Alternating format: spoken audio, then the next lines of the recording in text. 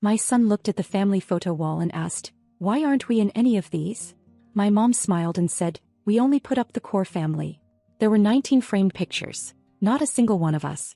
I said, "Then the core family can pay for their own bills." And my mom started screaming. When my son asked why he wasn't in any of the family photos, I already knew where this was going. We were standing in my parents' hallway, 19 framed pictures in heavy gold and shiny silver, each one like a little badge of loyalty to a version of the family that no longer existed. He pointed to one of them, my sister's Christmas photo from 2 years ago, and said, "Why aren't we in any of these?" Before I could answer, my mom, who was coming out of the kitchen with a tray of cookies like we were all pretending to be some normal happy family, said without missing a beat, "We only put up the core family." Just like that. No hesitation, no second thought. Like it was the most natural thing in the world. My kid blinked, looked at me and then back at the wall. I felt something cold settle in my chest. Not shock because this wasn't new, but the kind of chill you get when someone confirms, out loud, exactly how little they think of you. I stood there trying to let it pass, but I couldn't. Then the core family can pay for their own bills. I didn't raise my voice. I didn't need to. That one sentence snapped through the air like glass breaking and everything went still for a second.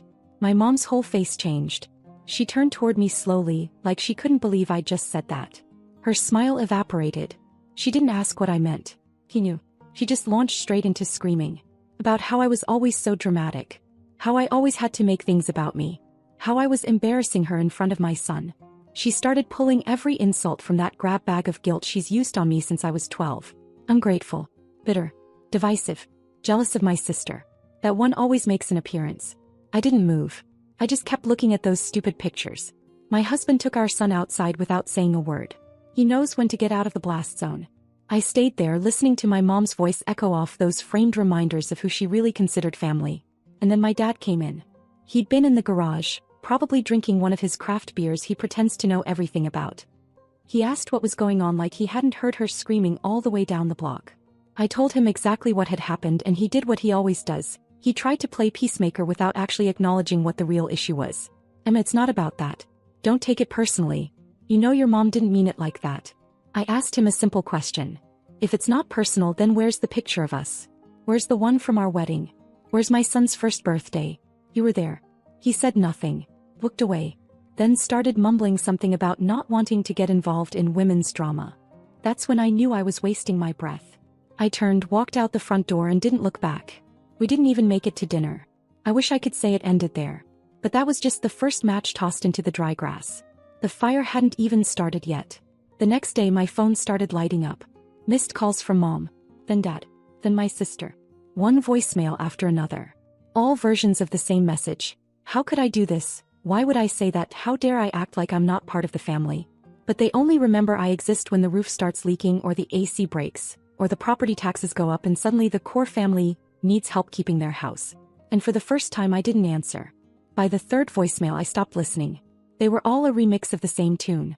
My mom crying about how I was breaking the family. My dad asking me to be reasonable. And then my sister, who never calls unless she's reporting on behalf of our parents, sent her usual calm but toxic line. "If you're going to make everything about money again, maybe it's best you don't come around anymore." As if I had. As if I hadn't already wired money 3 different times this year to cover their so-called emergencies. As if I didn't cover their plumber last spring, the insurance deductible for the hail damage, and $1,000 for my sister's youngest when he needed dental surgery. But sure, I'm the one making it about money. So I went silent. For 2 weeks. Then like clockwork a group text landed in our family chat. From mom, of course. "Thanksgiving dinner at our house. 5 p.m. We're all adults. Let's put this behind us." My husband asked if I wanted to go and I said yes. Not because I wanted to put anything behind us. I just wanted to see how far they'd take it when they couldn't pretend anymore. We showed up 20 minutes late. My sister gave me that practiced tight-lipped smile from across the table, the kind she uses when she wants everyone to know she's above all the drama, unless she's the one causing it. My mom didn't even look at me at first. She just placed a plate down in front of me, like that alone proved she was still the bigger person. Nobody mentioned what happened. So I did. I asked if they'd had time to think. About the photo wall. About the way they treat me and my son like background noise. About how I somehow became their backup plan every time something broke or a payment was due. My mom blinked at me like I was speaking Greek. My dad gave me that tired sigh and said, "Let's not make a scene." And my sister? She took a sip of her wine and said, maybe you should consider how this is making Mom feel. She didn't mean anything by it. I laughed. I looked around that table, every face too polite to be honest, and said, I'm not funding this anymore. Silence. My mother set her fork down and folded her napkin, which is always the signal. Then the performance began. She started off quiet, disappointed, like I'd failed a final exam in being a good daughter. Then it escalated. After everything we've done for you, after all the help we gave when you moved back from California. It always comes back to that one time they paid for U-Haul 12 years ago. My dad stepped in next, acting like he was Switzerland. He didn't yell. He never does. He just stabbed me with passive lines like, you've changed a lot. Money seems to have gotten to you. And then my sister chimed in, of course. It must be exhausting thinking everyone's out to use you. That was the last straw. I said, no one thinks you're using me. You're using me. I've paid for more in this house than you all want to admit. And I'm done pretending I'm not the backup wallet you all go to when the core family runs into trouble. My mom stood up. Her chair scraped across the floor so hard it made the kids at the other table flinch. She shouted that I was cruel, ungrateful, that I didn't deserve to be part of the family if I couldn't support it. Her exact words were, if you walk out that door, don't expect anything from us again. I stood too. I looked her straight in the eye and said, perfect. Finally something we both want. And then I left. We didn't even make it to dessert. But that wasn't the end of it. Not even close. The next morning the texts started. Then the missed calls. Then my dad called my husband directly, which he's never done, to have a man-to-man. My mom left me 6 voicemails in one day. My sister started tagging me in old Facebook photos like we were all still one big happy family. But I wasn't playing along this time. They'd poked the wrong bear. And they were about to find out what happens when I stop funding the fantasy. It didn't even take a full week. I was at work when the first sign came in, a long formal email from my dad, which already told me something was off. He doesn't write emails unless it's for something serious, like complaining to customer service or applying for a loan. Subject line, let's be rational. That alone made me laugh. Inside was a PDF attachment, and $6,842 roof repair estimate, and a paragraph explaining how insurance wasn't covering the full amount.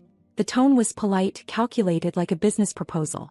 Not a single mention of what had happened at Thanksgiving, not a word about my son or the photo wall or how they screamed at me. Just, we wouldn't normally ask, but this is about the house. It's not personal. It's always personal with them.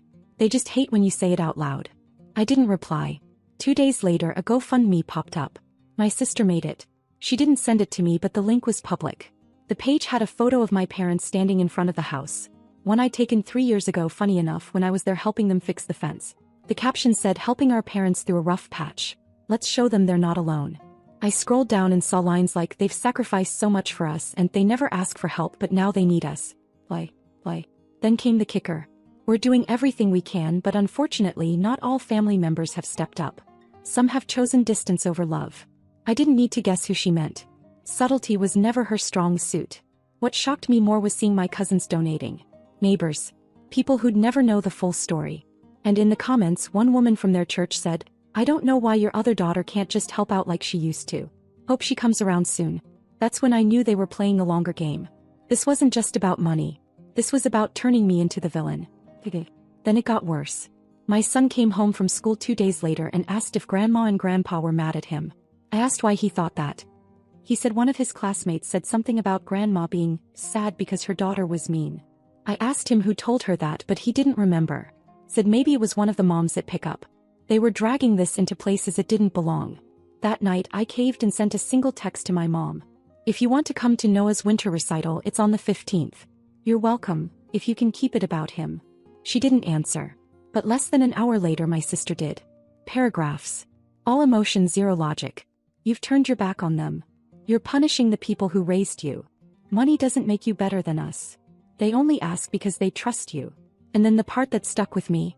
You think you're in control now. But keep pushing and you'll regret what comes next. That wasn't guilt. That was a threat. I didn't respond. Instead I started cleaning house. I shut down every auto payment I had linked to their names. No more utilities. No more streaming services. No more temporary loans that never got paid back. I pulled out of the shared Costco membership, canceled the AAA family plan, and removed myself from the emergency contacts at their doctor's office. They noticed. Fast. 3 days later my dad tried to log into an old joint account we'd opened years ago when they were refinancing their car. Back then I offered to co-sign because their credit was in the gutter. I hadn't touched that account in forever. but he tried to access it. The bank flagged it and called me. I closed the account within the hour. That night the calls started. Unknown numbers. Blocked numbers. Then a text from a number I didn't recognize. You've made your point. Now you're just being vindictive. They never signed it, but I knew exactly who it was. Then like clockwork came the social media post. My mom shared a Bible quote about hard-hearted children. My sister posted a picture of their Christmas tree with a caption that said, "Some people would rather hold grudges than hold family close." And then she tagged me in it. I didn't react publicly. I refused to play that game. But inside I was done pretending. They wanted to make this ugly? Fine. They had no idea who they were dealing with when I stopped playing the role of the quiet daughter who always bailed them out. They stopped pretending around Christmas. The GoFundMe stayed up. They added a second goal, due to overwhelming support. And then they posted an update, thanking everyone who had stepped up for the family in this time of crisis. The message ended with this line. Some have chosen to walk away from their responsibilities, but others have reminded us what true family looks like. They included a group photo taken at my sister's house. Everyone was there. My parents, my sister, her kids, even some distant cousins who only come around for food and family gossip. They were all smiling like nothing had ever happened. I wasn't invited. I didn't even know they were all in town. But what I didn't expect was to see my ex-husband in the photo. I stared at it for a full minute before I realized it was really him. He was standing next to my sister holding a glass of wine, half smiling like he belonged there. Like he hadn't vanished 3 years ago after skipping out on child support and showing up to our custody hearing an hour late and high. I texted him, "Are you seriously spending holidays with my family now?" No response. Instead, the next day I got a call from my son's school. The front office said his emergency contact list had been changed. They asked if I had added his grandfather as a pickup authorization. I said absolutely not. Turns out someone had called the school pretending to be me, gave my name, my phone number, my address, everything. Then asked them to add both of my parents as approved emergency pickups for my son. They almost did it. Almost. But one of the office workers recognized my voice from previous calls and called to double-check. I drove straight there and fixed it in person. Afterward I messaged my dad. Didn't call. Didn't even bother with pleasantries. Just one line. "You ever try to take my son behind my back again, I will file a restraining order." He didn't reply. But that night, my sister posted a throwback photo of her holding my son as a baby with the caption, "Blood is thicker than bitterness." And then things got quiet. A little too quiet. That's when I got the message from HR. I was sitting at my desk trying to get through the last week of the quarter when I got the email. "Hi Emma. We received a message regarding a conflict of interest and financial misconduct claim. We're required to follow up on all complaints. Can you please come to the conference room at 3 p.m.? My stomach dropped. I knew immediately who it was. The accusation was weak. Anonymous email, badly worded, claimed I'd been illegally funneling family funds and using company resources for personal benefit. They even attached screenshots of my Venmo history, cropped and taken out of context. Half the charges were donations. The other half, payments I'd sent to my parents over the last few years. Someone had gone through years of financial records and spun a lie. I explained everything. Showed receipts, emails, tax filings. It wasn't even close to real, but it scared me. Not because I'd done anything wrong, but because they were willing to go that far. My boss pulled me aside after. Told me quietly that the company had dismissed the complaint. But then she said something else. "You might want to tighten your circle. Whoever sent this knew a lot about you." I knew who it was. That night I pulled every legal document I had. Custody papers, old bank accounts, copies of everything. I backed it all up. I sent copies to my lawyer and told him to keep them on file. Then I called a locksmith and had our house locks changed. Twice. Different brands. I didn't sleep that night. Because it wasn't about money anymore. It wasn't about guilt or reputation. It was war. I thought I knew what cutting someone off looked like. I thought it meant not calling, not texting, stepping back until things cooled down. But what I learned is when you're the family's main power source, the one they depend on for money, help, favors, they don't just let go. They claw. They scratch and scramble and light fires just to get you back under control. And when none of that works, they try to ruin you. After the HR stunt at my job, after the fake emergency contact switch at my son's school, I stopped being scared. I stopped waiting for the next hit. I sat down, cleared my schedule, and began cutting every cord they had ever wrapped around me. First, I met with my lawyer. We drafted formal cease and desist letters for my parents and my sister. Each one documented, certified, and delivered. No more contact. No more third-party messages. No more showing up uninvited. No more hiding behind vague Facebook posts or fake accounts. Any future attempt to insert themselves into my life would be treated as harassment and handled legally. Then I cleaned house. I changed banks. I removed every old shared account, canceled cards I once gave them access to. I dug up old passwords and shut down accounts I forgot even existed. I updated my will, removed them all from every line, every clause. I met with my son's school principal in person and had their names formally blacklisted from any future contact or pickup permission. I showed proof. I wasn't playing anymore. 3 days later, I started getting messages from numbers I didn't recognize. One asked if I was really going to do this to your own mother. Another said, "Don't forget who raised you." A few were straight-up insults. Then I got a call from my aunt, one I hadn't heard from in almost a decade. She suddenly wanted to talk. She said she was heartbroken by what she heard and just wanted to understand. I didn't respond.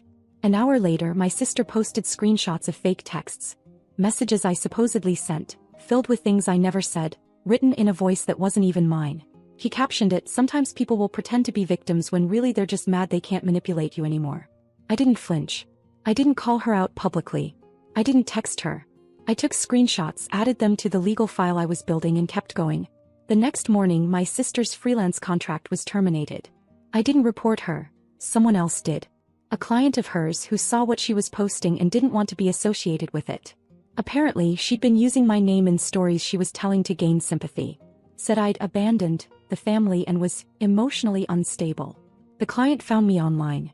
Sent me an email with the subject line, "I thought you should know what she's saying." It wasn't just petty anymore. It was dangerous. That same week, I found out my parents had gone to one of our old family friends, someone I'd stayed in touch with over the years, and tried to warn her about me. They said I was spiraling, being vindictive, that I was making things up and trying to turn people against them. Luckily, she didn't buy it. She called me right after and said she'd never seen two people more desperate to protect their image than my parents. That was the moment I realized something had shifted. They were losing their grip and they knew it. The more I ignored them, the more they panicked. They tried to reach out through my husband, through my son's teacher, through a mutual friend from high school I hadn't talked to in years. Every time it was the same play, "We're just trying to make peace. She's overreacting. We're worried about her." But peace was never the goal. Control was. And they were losing it, fast. So I finished what I started. I pulled out of the shared family storage unit I had been unknowingly paying for. I closed the old savings account my dad opened years ago, for emergencies. I even had the deed checked on their house. They once convinced me to co-sign a loan for renovations, and I wanted to be sure they hadn't done anything shady with my name. They hadn't. But I made sure they never could again. And then I sent one final message. Not to them. To myself. I wrote it down, printed it, taped it to the inside of my closet door. You don't owe them peace. You owe your son protection. You owe yourself freedom. I haven't spoken to them since. Not a word. Not a message. Nothing. My son doesn't ask about them anymore. I think he picked up on the shift. Kids always do. My husband's been quieter lately, not out of discomfort but because for the first time, our home is quiet in the right way. Not tense. Not on edge. Just quiet. They thought I'd come crawling back. That I'd panic once they pulled the sympathy card. That I'd cave under the pressure of being the ungrateful daughter. But the truth is, I've never felt more clear. At first it felt too quiet. Not peaceful, just unfamiliar. Like when a power outage ends and everything feels off even after the lights come back. That first week I kept checking my phone like a reflex, expecting another guilt-soaked voicemail or some distant cousin reaching out on their behalf. But nothing came. No messages. No calls. No passive-aggressive posts with my name under them in the comments. Silence. I thought it might feel cold. I thought I'd regret it. But instead something strange started happening. I began noticing how still my house felt in the mornings. No tension in the air.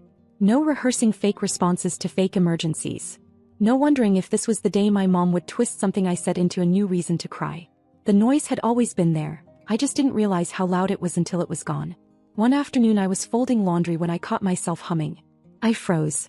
It was such a small thing, but I couldn't remember the last time I did that. Not to distract myself. Not to fill space. Just because I felt okay. My son noticed the difference before I did. He stopped asking why grandma didn't call. He stopped bringing her up entirely. He stopped waking up from those dreams where someone was yelling. He got lighter somehow. Happier. Not bouncing off the walls happy. Just comfortable in a way he hadn't been before. He started drawing pictures of just us. Me, him, and my husband. No extra faces. No forced smiles. One night while we were getting ready for bed, he asked me if families can change. I said yes. He asked if it was okay to have a small one. I said it's better to have a small one that loves you than a big one that hurts you. He nodded like that made perfect sense. Then asked if we could get pancakes in the morning. That was it. That's all he needed. And that's when I knew I'd made the right choice. I started filling my time with things that weren't about cleaning up other people's messes. I reconnected with an old friend I hadn't seen in 5 years. Someone I drifted from because my family didn't approve of her. We had lunch. She hugged me like no time had passed and didn't ask questions I didn't want to answer. I got a promotion at work. Quietly. No big announcement, no group photo. Just a higher title, a bigger salary, and recognition from people who actually respected me. My boss said, "You've been sharper lately. Like something heavy got taken off your back." He was right. My husband's been different too. More relaxed. He never said it directly, but I know how much pressure he felt watching me get torn apart by people who claimed they loved me. Now he doesn't look worried when I get a phone call. He doesn't hover when I check the mail. We both know it's not going to be them. A few weeks ago my sister tried again. She sent a message through a mutual friend, someone I barely talk to anymore. Said she wanted to clear the air and be civil for the sake of the kids. I stared at the message for a long time, and then I blocked the friend. Not out of anger. This clarity. There's nothing left to clear. I'm not angry anymore. I don't walk around with that tight feeling in my chest. I'm not trying to make them understand. I've let it go in the real sense, not the cliche version. The real letting go. Where you stop checking the door because you finally locked it for good. I don't think about whether they talk about me. I know they do. It doesn't matter. They lost access to my life, and more importantly, they lost the version of me that needed their approval. The family photo wall doesn't exist in my house. But if it did, it would have 3 pictures on it. Just us.